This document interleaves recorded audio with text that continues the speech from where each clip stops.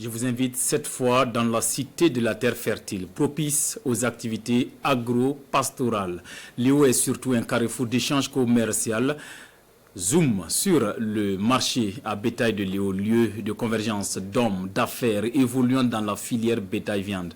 Un marché bien structuré et réglementé qui se tient chaque vendredi.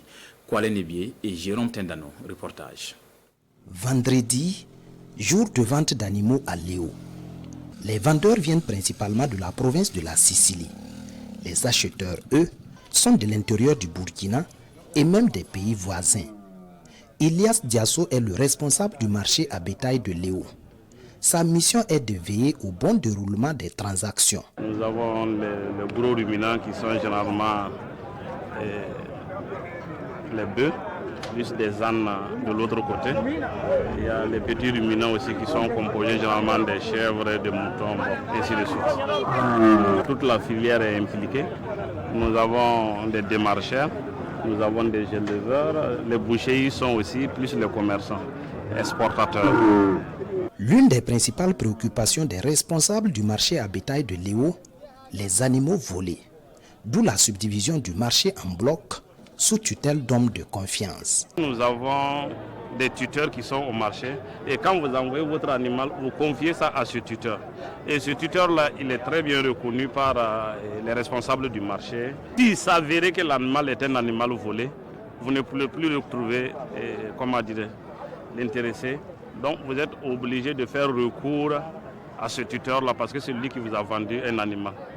Et lui aussi à son tour, qu'est-ce qu'il doit faire? Lui aussi il est censé de recenser tous les animaux qu'il a reçus dans la semaine, recenser la couleur des animaux et souvent même c'est la couleur des animaux et le propriétaire. Donc si vraiment l'animal est un animal volé, lorsque vous envoyez, il y a un papier généralement qu'on délivre. Et quand vous envoyez le papier immédiatement, il fait recours à la personne. Facilement le problème arrive à se résoudre. Boy Diallo est l'un des vétérans dans le tutorat au marché à bétail de Léo. Il sait bien assister ses clients et à la moindre suspicion, il sait également à quoi s'en tenir. On aide les clients pour qu'ils aussi gagnent un peu et puis pour aller vendre. Si quelqu'un amène un animal, tu n'as pas de témoin, on ne te connaît pas, on ne vend pas. Non, on demande d'amener les témoins.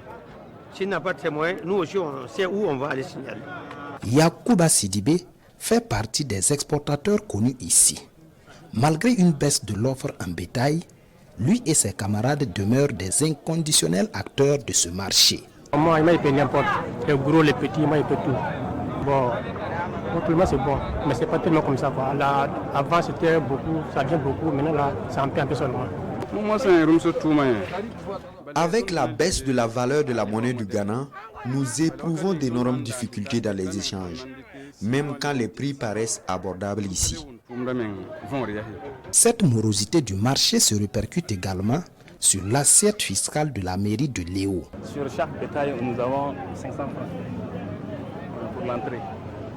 Chaque vendredi, en tout cas, le minimum, on peut avoir ça. Mais ça, c'est minimum, je dis. Parce que c'est des chiffres qu'on ne peut pas tout exactement donner. Ça marche bien. De là de ça, souvent on peut encaisser 300, souvent 200 et quelques. Le marché à bétail de Léo, c'est aussi d'autres activités génératrices de revenus.